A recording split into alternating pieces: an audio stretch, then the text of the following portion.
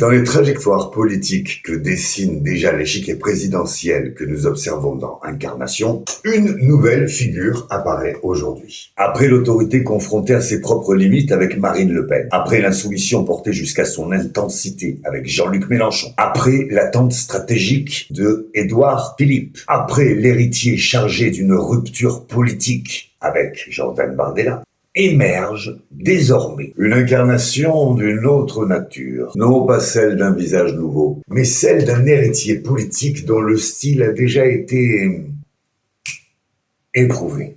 Bruno Retailleau. Comme autrefois Nicolas Sarkozy, dont il prolonge en partie la trajectoire symbolique.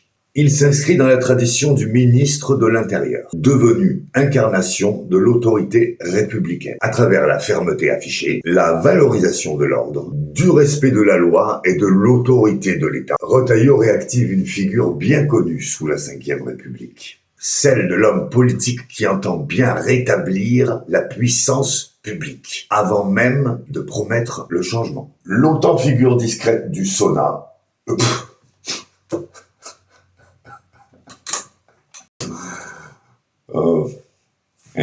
longtemps figure discrète du Sénat, président du groupe Les Républicains, il n'est pas né médiatiquement sur les réseaux sociaux, ni même façonné par la communication contemporaine. Son parcours s'inscrit dans une autre temporalité, celle d'une droite intellectuelle, enracinée, patiente, presque silencieuse. À l'heure où la politique semble dominée par la vitesse, l'image, l'incarnation personnelle, Bruno Retailleau apparaît comme une figure inverse. Un homme de doctrine avant d'être un homme d'exposition. Mais cette singularité pose immédiatement une question centrale. Comment incarner l'avenir lorsque l'on porte avant tout la mémoire politique d'un monde ancien ?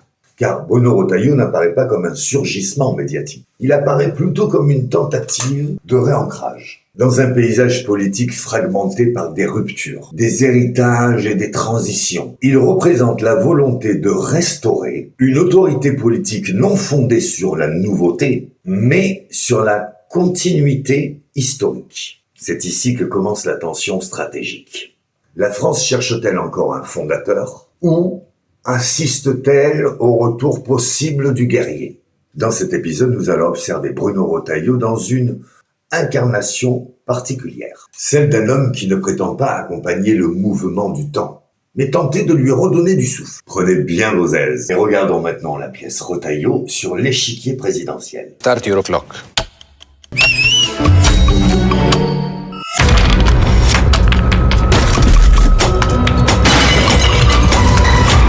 Avant d'être une figure nationale, Bruno Retailleau appartient d'abord à un territoire, la Vendée. Dans son parcours politique, elle constitue une matrice intellectuelle et spirituelle. Car la Vendée n'est pas une province comme les autres dans l'histoire française. Elle porte la mémoire d'une fracture originelle, celle d'un peuple qui, au moment de la Révolution française, refusa la rupture imposée par Pact et choisit de défendre un ordre ancien au nom de la fidélité, de la foi et de la continuité. Dans cet héritage vendéen, la politique ne naît pas d'une conquête individuelle. On n'y devient pas un responsable politique pour incarner la nouveauté, mais pour préserver ce qui risquerait de disparaître. C'est dans cet univers de tradition que se forme Bruno Retailleau. Longtemps élu local, enraciné dans les collectivités locales, il construit son parcours loin de la capitale médiatique. Là où d'autres apprennent la politique sur des plateaux de télévision, lui l'apprend par une culture marquée par la patience, la loyauté et le temps long. Cette particularité n'est pas anodine. Elle explique une différence fondamentale avec la génération politique contemporaine. Bruno Retailleau n'apparaît pas comme un produit de l'époque, mais comme le représentant d'une tradition plus ancienne, celle d'une droite issue du catholicisme social, de l'autorité républicaine et d'une idée profondément enracinée de la nation. Dans cette matrice vendéenne, la figure du responsable politique ressemble davantage à celle d'un gardien qu'à celle d'un stratège, celui de l'histoire silencieuse. Et peut-être est-ce ici que naît véritablement un guerrier particulier, celui de la résistance silencieuse, persuadé que l'histoire avance parfois moins vite par la rupture que par la fidélité. Car pour Bruno Retailleau, la politique ne commence pas par une ambition personnelle, mais par une conviction, Certaines choses doivent être défendues, même lorsque l'époque semble vouloir les abandonner. Et peut-être est-ce ici que naît le guerrier vendéen. Non pas celui qui cherche la bataille, mais celui qui accepte de la mener alors que plus personne ne veut la livrer. Start your clock.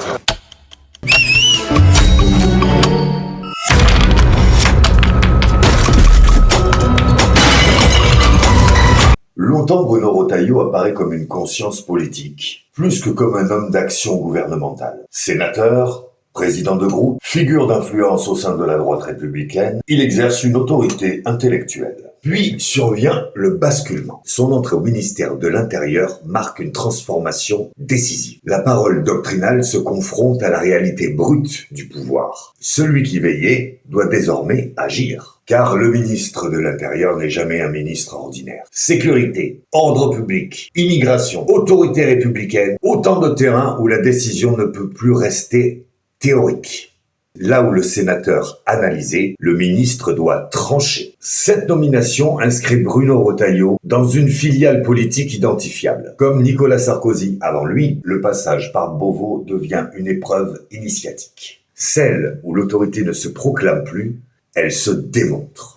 Le parallèle n'est pas anodin. Sous Sarkozy, le ministère de l'Intérieur fut le laboratoire d'une conquête politique, fondée sur la fermeté, la maîtrise du désordre et la réaffirmation de l'État. Avec Bruno Retailleau, réapparaît cette même volonté. Et c'est ici que naît une nouvelle incarnation. Car Bruno Retailleau ne cherche pas à exercer une fonction ministérielle. Il semble vouloir réhabiliter une idée de la politique française presque oubliée. Celle d'un État qui protège avant de séduire, qui affirme avant de convaincre.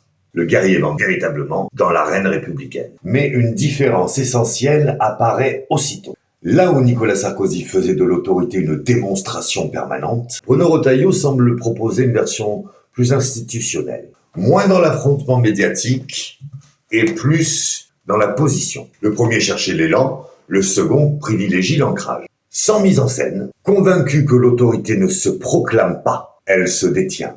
Start your clock.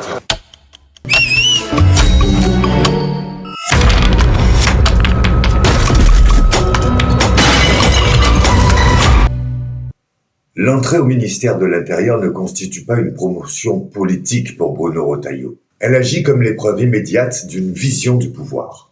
Car sa singularité n'incarne ni une rupture générationnelle, ni une innovation politique. Elle propose un retour. Le retour de l'autorité, le retour de la continuité, le retour d'une droite structurée par l'ordre, la transmission et la fidélité à l'État. Et c'est précisément ici que surgit sa contrainte majeure. La France contemporaine est traversée par une défiance majeure envers toute forme d'autorité. Les institutions sont contestées, la parole publique fragilisée, et la figure même du pouvoir suscite désormais autant d'attentes que de suspicions. Bruno Retailleau tente d'incarner une réponse politique dans un pays qui exprime simultanément le besoin d'ordre et la méfiance envers ceux qui veulent l'imposer. Car diriger la sécurité aujourd'hui ne constitue plus seulement rétablir l'ordre. Il faut convaincre une société qui doute de la capacité même de l'autorité à produire de la justice. Le paradoxe devient alors évident. Le guerrier vendéen se trouve ainsi face à une tension historique. Comment restaurer l'autorité dans un pays qui se méfie précisément de ceux qui la revendiquent? Car sous la Ve République, l'autorité présidentielle ne s'impose jamais durablement par la contrainte. Toute la question devient alors stratégique pour Bruno Retailleau. Incarne-t-il le retour attendu d'un ordre politique ou l'expression d'un monde que la France a déjà quitté? Start your clock.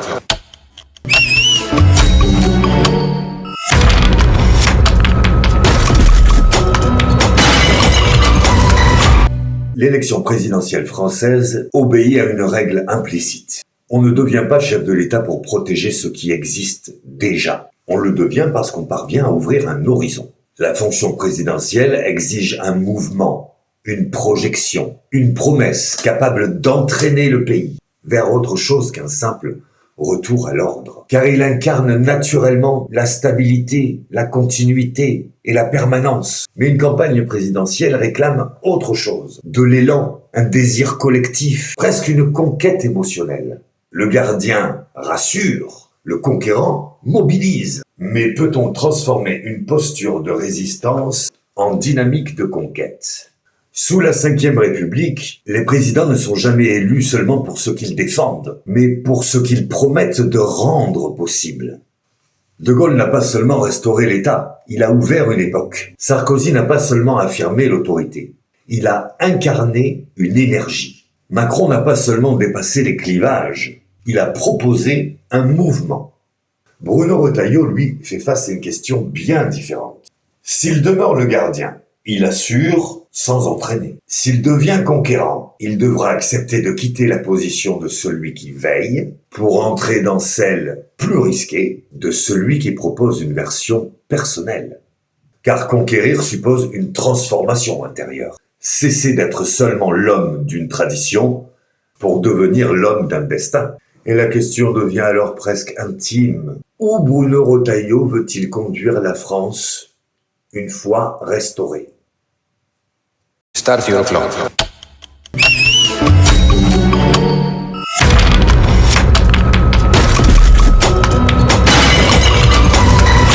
À travers Bruno Retailleau, ce n'est pas seulement une candidature que nous observons, mais le retour d'une question sans cesse renouvelée dans la vie politique française. Depuis plusieurs années, la France oscille entre le désir de rupture et la recherche de l'équilibre, entre l'appel au mouvement et la nostalgie de la stabilité. Bruno Retailleau n'est pas l'enfant de la vitesse contemporaine. Il incarne autre chose. La persistance d'une tradition politique, convaincu que l'autorité, la continuité, la fidélité et l'enracinement restent des réponses possibles à l'inquiétude du temps présent. Mais la Ve République pose toujours la même question à ceux qui aspirent à la présidence. On ne devient pas chef de l'État par ce que l'on protège, mais par ce que l'on est capable d'entraîner. Et c'est là que demeure toute l'incertitude. Car le guerrier vendéen peut restaurer la flamme. Reste à savoir s'il saura transformer cette flamme en feu, pour en faire une direction collective. La France cherche-t-elle encore un gardien ou attend-elle désormais un conquérant capable de lui ouvrir un horizon ?